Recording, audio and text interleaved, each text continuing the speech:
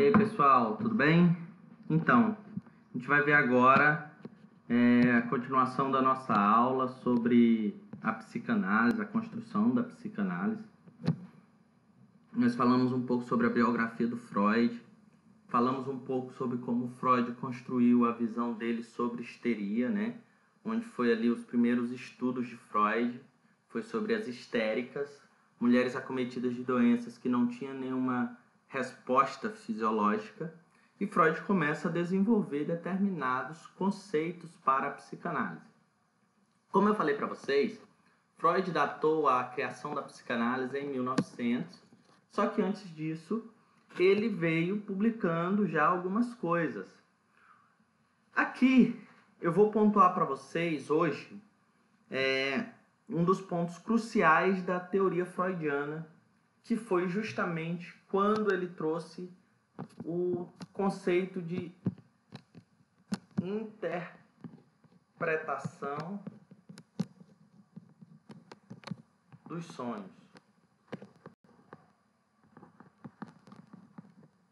Então, a interpretação dos sonhos de Freud foi justamente uma forma dele destacar a manifestação dos desejos.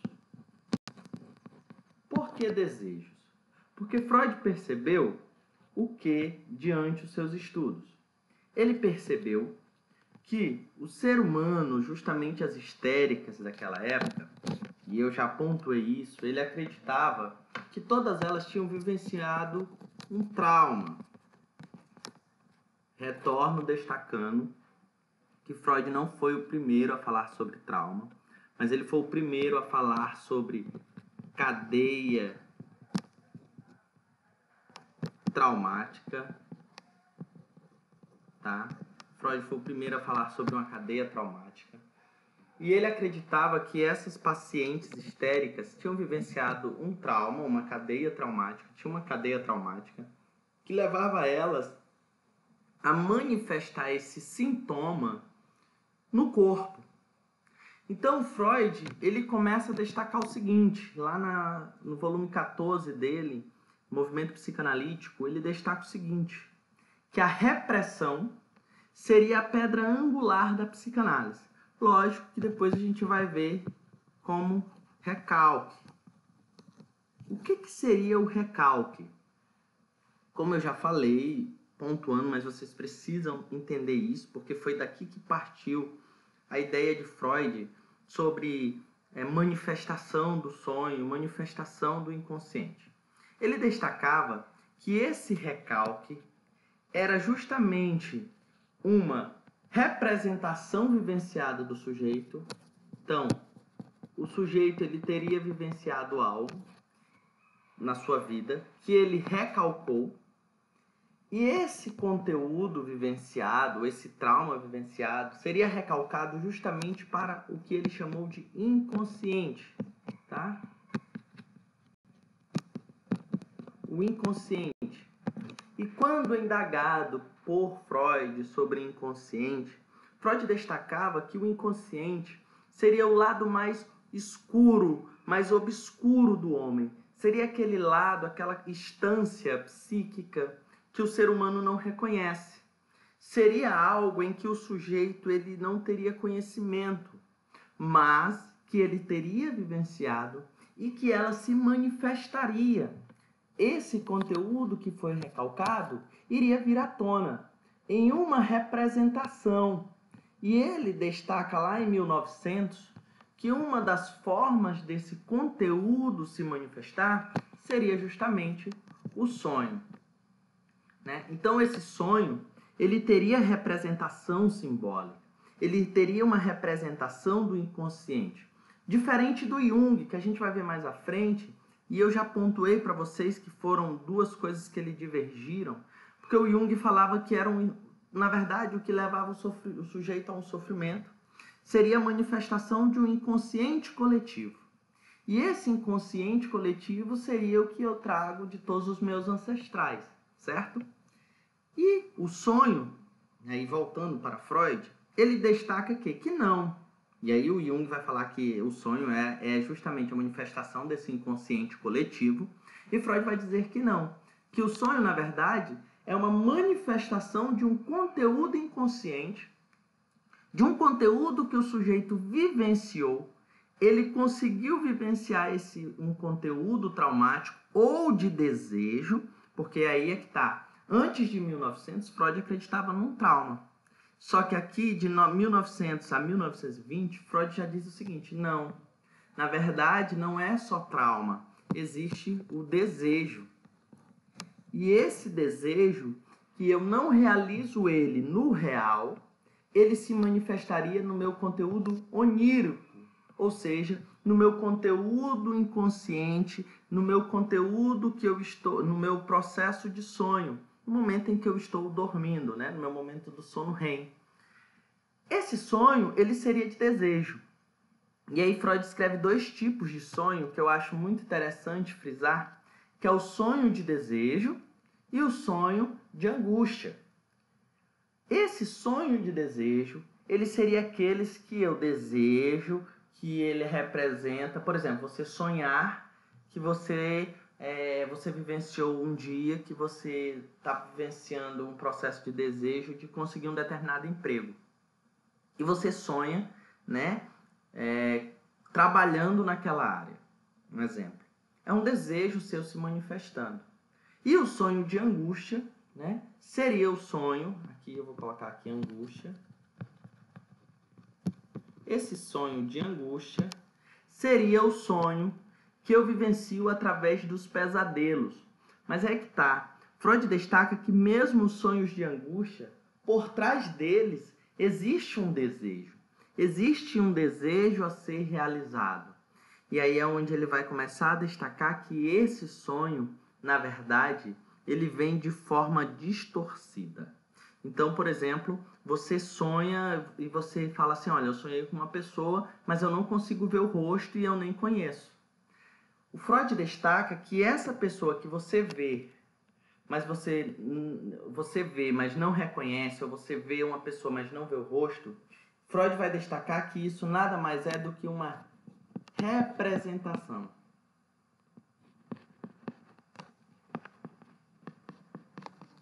Uma representação de algum objeto.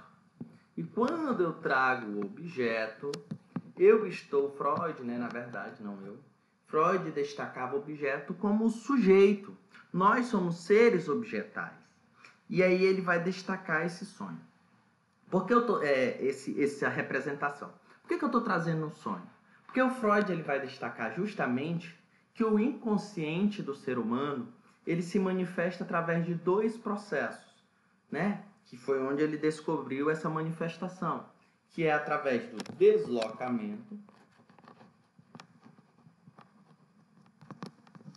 e condensação. O deslocamento seria eu deslocar o meu processo afetivo, emocional, para determinado objeto. Então, eu estou com raiva do meu chefe, eu desloco isso, né? Eu grito com o meu filho, eu grito com o meu cachorro. Esse é um deslocamento. A condensação seria a carga afetiva, a carga emocional. Então, a raiva seria a condensação, o processo emocional, o processo pulsional, onde eu desloco para outro objeto. Foi através disso, e aí é interessante a gente pegar esse processo histórico, porque você compreende porque Freud trouxe a ideia de pulsão, né? Freud vai destacar que nós somos seres pulsionais, através dessa manifestação do inconsciente, e aí a gente precisa entender como foi que chegou nisso, né? Porque Freud, como eu falei para vocês, ele utilizava da hipnoide, ou seja, ele hipnotizava as suas pacientes e solicitava que elas falassem. Que elas falassem livremente tudo que te viesse. Ele primeiro faz a hipnoide, né? Que hipnotizava e pedia para ela falar sobre o evento traumático. Confundi aqui. Então a hipnoide é isso. Hipnotizar e pedir para o sujeito falar daquele evento traumático. Chega um certo dia que uma paciente chega e diz assim, olha, cala a boca, eu quero limpar a minha chaminé, eu quero falar, que é a talking cure.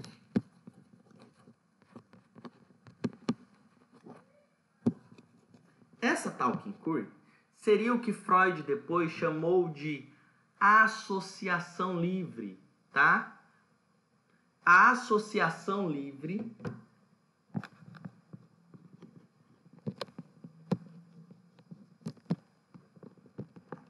é o método psicanalítico utilizado até hoje. Essa associação livre é o quê? Porque quando ele percebeu que quando a paciente falou, olha, eu quero falar sobre o meu conteúdo de sofrimento, ele percebeu que houve um alívio, né, dos sintomas dela.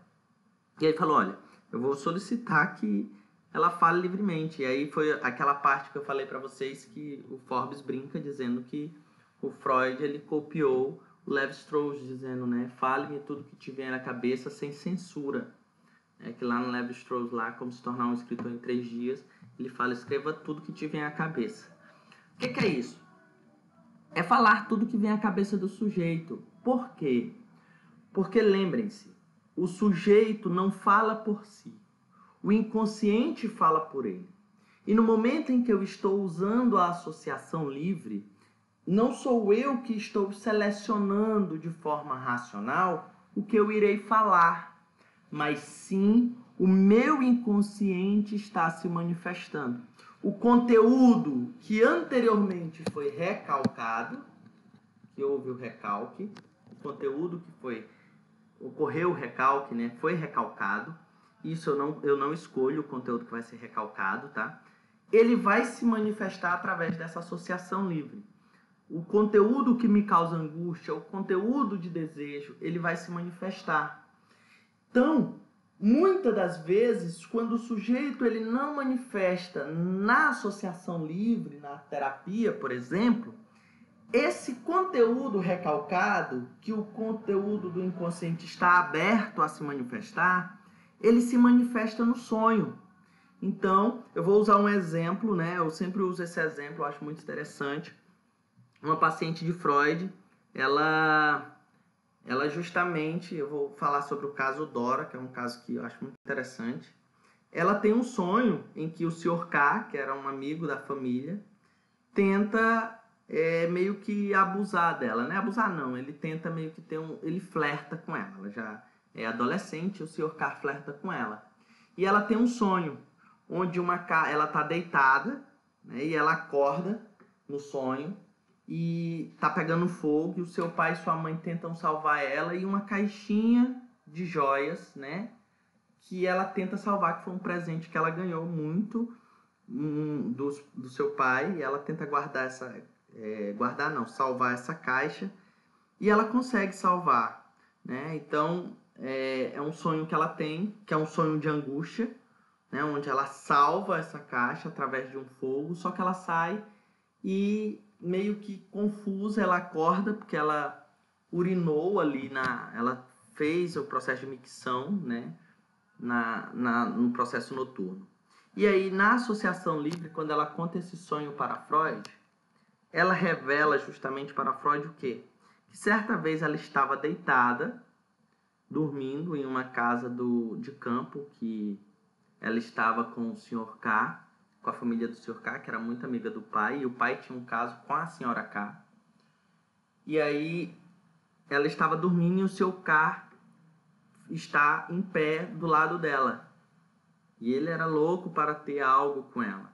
O que ele faz? O que ela faz? Ela sai, né? Ela pede para ele se retirar, enfim.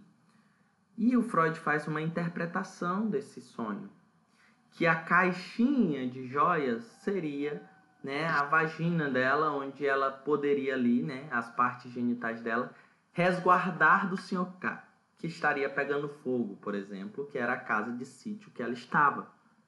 Então, o que eu trago para vocês com isso? Veja que o sonho ele vem em uma manifestação distorcida, assim como o outro caso do Freud, né? Um outro que eu gosto muito, que é uma mulher, eu sempre conto esse caso, é uma mulher que ela é casada com um jovem, com um homem, e esse homem ele destaca para ela que gosta de mulheres gordinhas. E uma amiga chega para ela e diz assim, quando é que você vai fazer aquele bacalhau que é tão gostoso, né? Você poderia fazer, me chamar para comer. E ela fala, tá, eu vou fazer qualquer dia. E aí, ela sonha que uma tarde de domingo, ela lembra que tem um jantar a ser dado, e é justamente um bacalhau. E ela esquece de comprar o bacalhau e tudo que tem que fazer, e ela vai numa tarde de domingo buscar comprar. Ela não encontra nada aberto. Então, no sonho, ela não consegue dar o jantar porque ela não consegue comprar nada. Então, isso causa muita angústia nela. Quando ela conta para Freud, e aí o Freud faz uma interpretação dizendo assim, talvez você não queira dar o jantar. Aí ela ri e diz, realmente não. E ela vai contar, uma vez, o marido dela comenta com ela o seguinte, que essa amiga é bonita e acha ela atraente, só que ela não é gordinha. E aí ela fala pra ele, né, vai que eu engordo ela e ele me troca por ela. Olha o desejo de não, um exemplo, né, de não dar algo que satisfaça o desejo do outro e que ela vai perder um objeto de amor que seja um marido.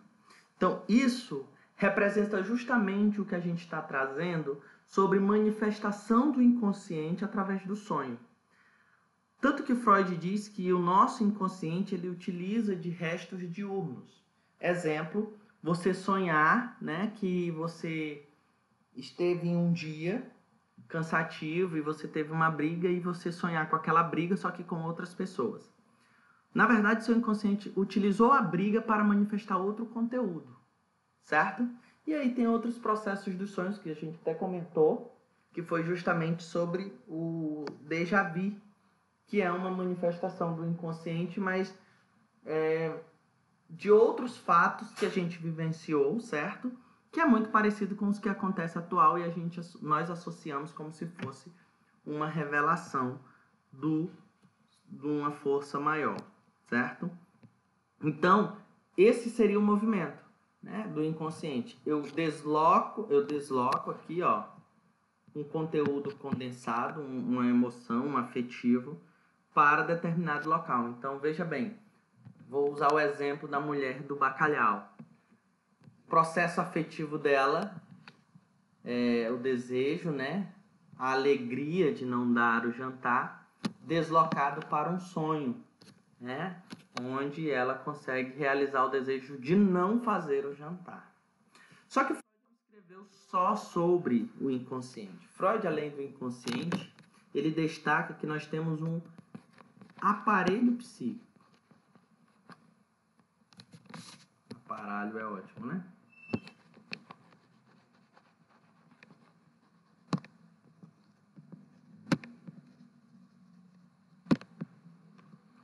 O que seria esse aparelho psíquico? Esse aparelho psíquico é como funciona a nossa psique. E ele vai dividir em duas. Primeira, tópica. E segunda, tópica. A primeira tópica seria justamente o consciente, o pré-consciente e o inconsciente. E a segunda seria o id, o ego e o superego. Tá? A consciência seria isso que nós temos acesso no aqui e agora, então é algo transitório.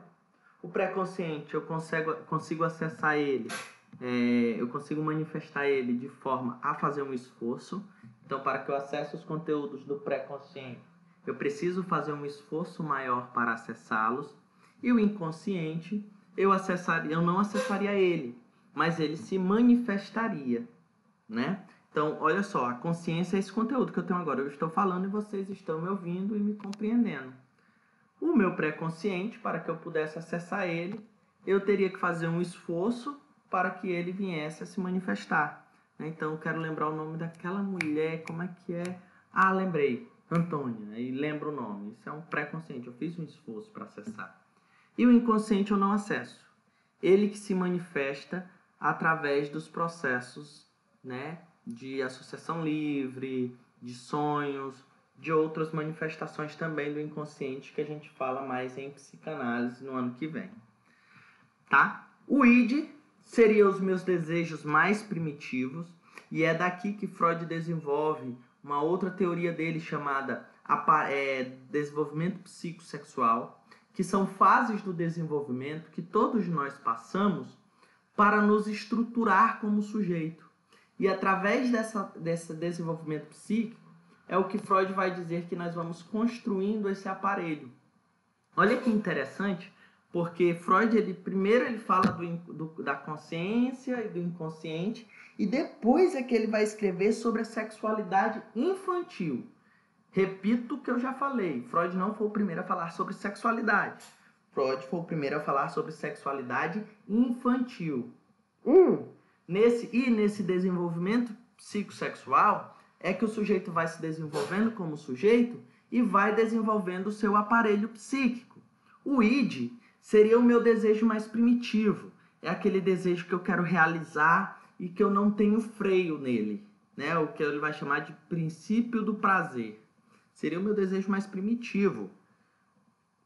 O ego seria um filtro entre o id e o superego. Por que eu falo filtro? Porque Freud só escreveu sobre filtro. Vocês vão ver muitos textos falando assim, o ego é mediador do id e do superego. Não, Freud nunca disse que o ego ele é mediador. Freud sempre disse que ele era filtro, tá? E o superego seria uma lei, uma moral, uma regra, né? Seria ali onde o sujeito tem uma lei simbólica. Eu sempre uso o exemplo da seguinte forma. Se você acha R$300 uma ficha de luz, algumas pessoas podem dizer assim, eu vou ficar para mim. Só que se você tiver um superego, uma lei simbólica que diz, olha, você não pode ficar porque não é seu. Apesar de não ter uma lei escrita que você não pode ficar, você não vai ficar e você vai pagar aquela conta para aquela pessoa. O seu ego, ele vai filtrar se ele vai realizar ou o seu desejo ou o seu superego. Então, será que eu vou ser barrado? Será que eu vou evitar que esse desejo se realize? Exemplo, você quer ir para balada. Seu desejo, ir para balada, se divertir. E o seu superego diz assim, não vá para balada, você tem prova, você tem que estudar. Você precisa ficar em casa, você precisa se dedicar. O seu ego, ele vai fazer o quê? Ele vai filtrar um dos dois desejos. Ou do id ou do superego. Não, eu vou ficar em casa, eu não vou sair. E você fica. Ou então você fala, não, eu vou, depois eu estudo 10 minutos e não estudo os 10 minutos que tanto diz, né? Não, eu vou estudar 1 horinha amanhã e não estuda. Então, o ego, ele faz esse filtro entre essas duas instâncias, o id e o superego. Tá bom? Essa estrutura que eu trago para vocês do aparelho psíquico, ele é feito através da fase do desenvolvimento psicossexual que Freud desenvolveu. E o desenvolvimento psicossexual é dividido em fase oral, onde o sujeito tem um prazer na boca, fase anal, onde o prazer do sujeito está justamente no ânus e no controle dos esfíncteres, ou seja, ele reter o mijo, o cocô, ou expeli-los, né? Ele tem esse prazer. É aqui que acontece o que Freud chamou de narcisismo primário. Uma fase fálica, onde a criança está se reconhecendo os seus órgãos sexuais. Aqui a gente pode dizer de 0 a 1 ano, de 1 a 2, de 2 a 4, né? Essa fase fálica aqui é onde Freud diz que a criança ela começa a se tocar no seu órgão genital. Só que ela ainda não tem uma diferença entre o que é homem ou mulher, certo? Ela acredita que, na verdade, todos tenham o órgão fálico que é o objeto peniano. Não há uma diferença ainda, certo? Dentro da fase fálica existe o que Freud chamou de complexo de Édipo.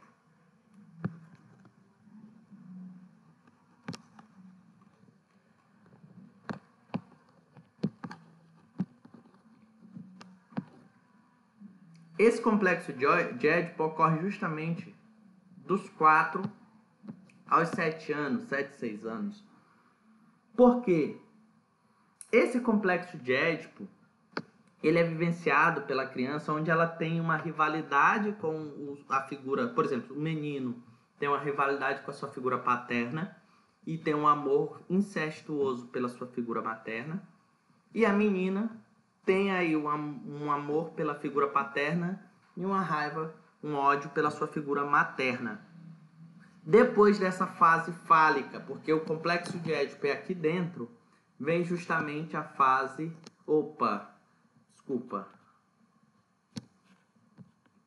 Depois dessa fase fálica, vem o período de latência,